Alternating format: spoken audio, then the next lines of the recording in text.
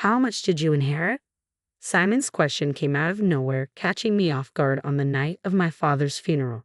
I was still reeling from my grief when he asked, I heard your father had an inheritance of $3 million.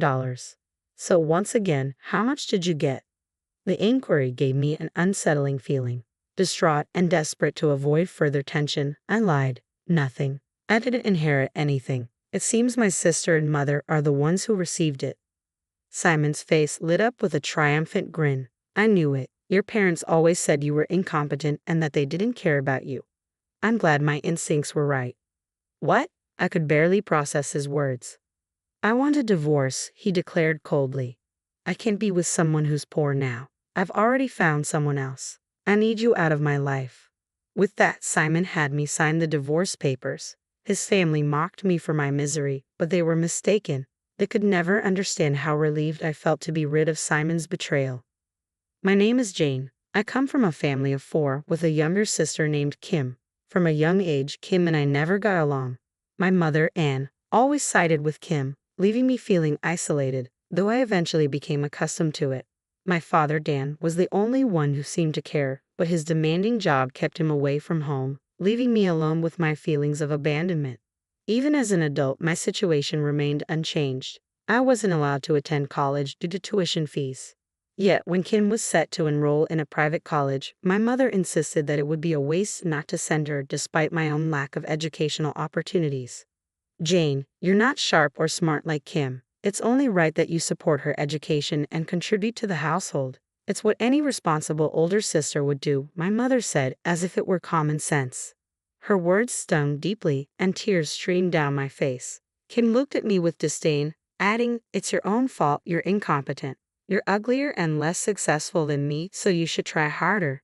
If you can't do that, you're worthless. The toxicity of my family environment drove me to leave home once I started working. Living alone wasn't difficult for me, it felt liberating. Initially, my father sent me a small amount of money to help out, but after 6 months, that stopped. Instead, I received a letter from my mother accusing me of theft. Your father was sending you money without our permission. You have no right to it because you haven't contributed to Kim's tuition or supported us. I'll be sending you an invoice for the total amount you received. Make sure to refund it. Stop being a thief. My mother's resentment was clear, and she sent an invoice calculated to cover the exact amount of alimony, demanding repayment for the money I had received from my father. I was deeply uncomfortable discussing or debating the matter any further, so I complied with my mother's demands, sent the money, and quietly moved to a new apartment. A few years later, I married Simon, whom I met at work. Determined to sever ties with my past, I decided to inform my parents about my marriage. When I returned to their house, I was struck by how much my father had aged. The once industrious man now looked frail and bent, struggling even to stand. Oh, you're back, my mother remarked with disdain. I wonder what this ungrateful daughter, who never sends any money home, wants? When I asked about my father's condition, my mother sneered. He injured his back about a year ago and can't work anymore. Now he just stays at home and gets in my way. He's as useless as you are, Jane. Simon was taken aback by my mother's harsh words, but his attention quickly shifted when he saw my sister Kim. Wow, you're Jane's sister. You're stunning. I can hardly believe you two are related. Kim, who had grown more self-centered since starting college, now sported flashy clothes and a vibrant hair color that seemed inappropriate for her age. Despite being old enough to have graduated, she still seemed like a student, which reflected her lack of seriousness about her studies. This guy is your husband, Jane, Kim said, eyeing Simon with fiend sweetness. He's quite handsome and seems way too good for you. I almost feel sorry for him. Kim deliberately flirted with Simon, her touches and compliments clearly meant to show off. It pained me to see Simon so delighted by Kim's attention, but I resolved to stay focused on my plans. I was marrying Simon, and that was final. I'm going to cut ties with all of you, I declared.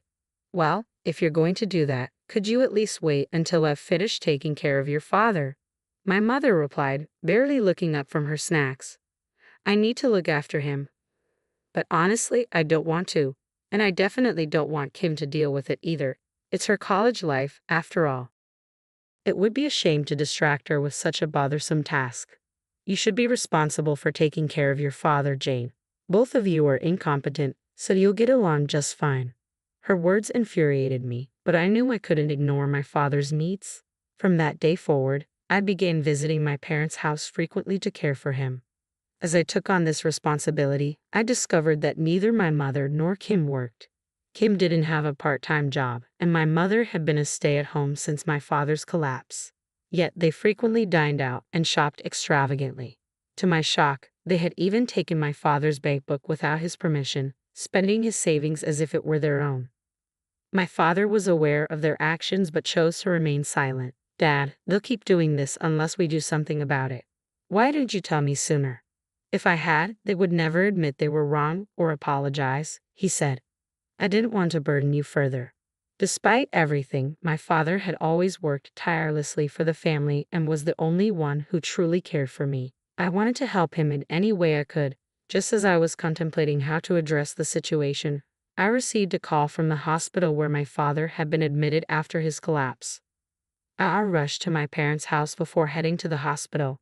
My mother and sister were lounging on the couch, absorbed in the TV, showing no sign of worry when the hospital called me. "Father collapsed, didn't he?" I asked, exasperated. "Oh, it's an exaggeration to say he collapsed," my mother replied dismissively.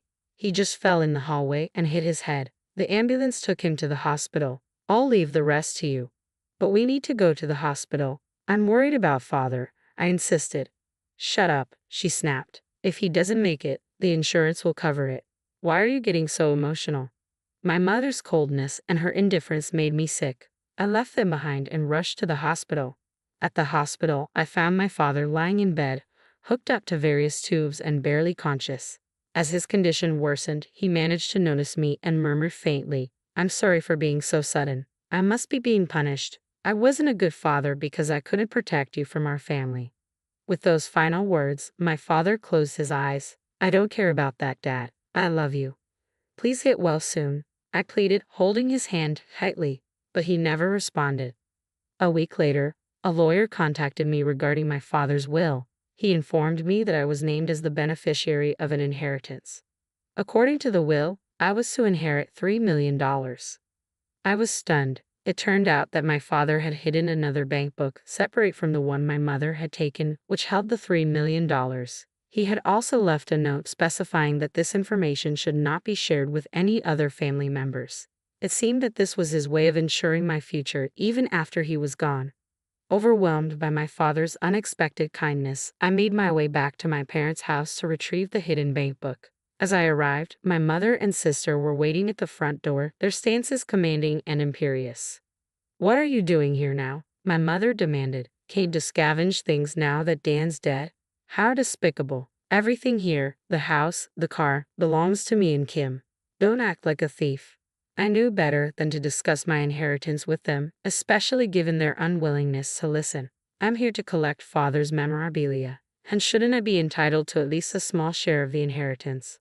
Without missing a beat, my mother produced a document and waved it in front of me. It was another will, supposedly written by my father, but the handwriting was unmistakably Kim's, not my father's distinctive script. The will claimed that my mother and sister would inherit all of my father's estate. "I can't make out much of this since Kim's handwriting is so poor," I said, struggling to understand the document. "That doesn't matter," my mother replied coldly.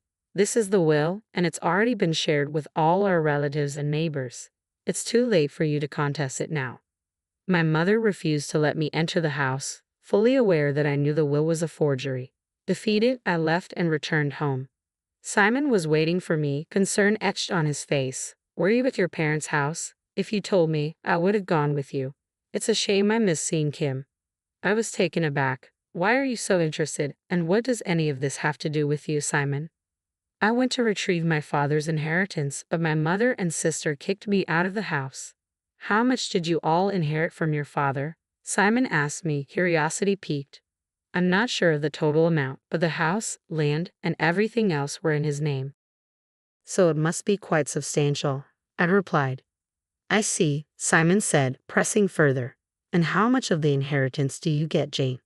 I hesitated, knowing I shouldn't reveal the truth. My instincts told me there was no inheritance for me. Everything was going to be divided between my mother and sister. Simon's face darkened as he suddenly retrieved the divorce papers from his room and thrust them in front of me. I knew it. I knew you wouldn't inherit anything. You're just a burden. And I've been talking to Kim a lot lately. Honestly, you're just in my way. I want a divorce now, since there's nothing in it for me if we stay together.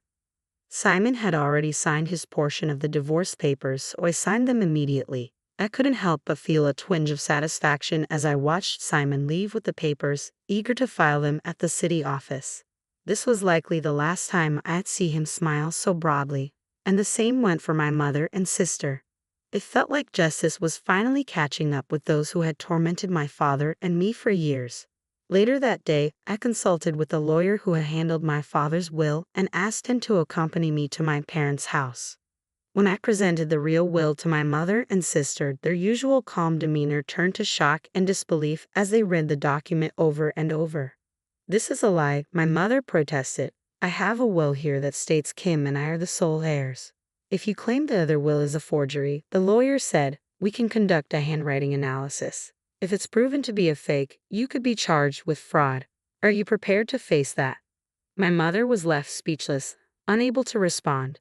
I also learned a great deal from Dan. He revealed that even after his health declined, my mother and sister had abandoned him, sold all his possessions without permission, and acted as they pleased. Kim, on the other hand, had been indulging in reckless behavior, gambling and spending excessively from his personal bank account, leaving him deeply in debt.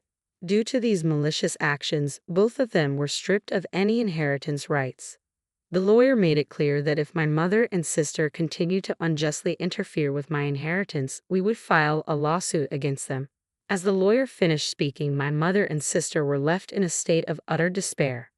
I decided it was time to collect my father's hidden bank book and leave my parents' house for good. With that, I finally felt completely free from the burdens of my family. Soon after, Simon, unaware of the truth, apparently approached my sister, hoping to start a relationship with her. My mother and sister, keeping the inheritance issue a secret, married him quickly. Their aim was to secure a steady source of income and make him their personal ATM. Simon, deceived and eager to enjoy his newfound wealth, bought several luxury cars and quit his job, relying on what he thought was their inheritance. Eventually, Simon noticed something was off and reached out to me in a panic. "Jane, I was wrong. You're all I have. I want to start over." I replied simply, "I don't need you anymore. Besides, you have Kim now. You should take care of your wife properly," and gently ended the call. Moments before Simon called, I had received a call from Kim. "You've ruined my life." Simon quit his job and splurged like a fool as soon as we got married. "I can't believe a man who only cares about money is now my husband. My family name is tarnished because of him. What are you going to do about it?" I responded calmly, "Kim, you're just as interested in money as Simon is. You two are a perfect match. Besides, I heard you and Simon were getting along well while we were still married. Be happy your love came true. I'll be filing a claim for compensation for the affair, though. From now on, let's only communicate through our lawyers. I never want to hear from you again." "Hey, I'm your sister. Aren't you going to treat me like family?" Kim protested. I laughed at her words. "You're the one who never treated me like family." With that, I hung up, blocked her number, and never heard from her again. I was finally free. I used my father's inheritance to build a new house and settled into it. I found a fulfilling job as an office clerk and embraced a busy but satisfying life on my own. Occasionally, I felt a pang of loneliness, but I knew my father was watching over me. As I looked at his picture on my wall, I felt his gentle smile and knew he was proud.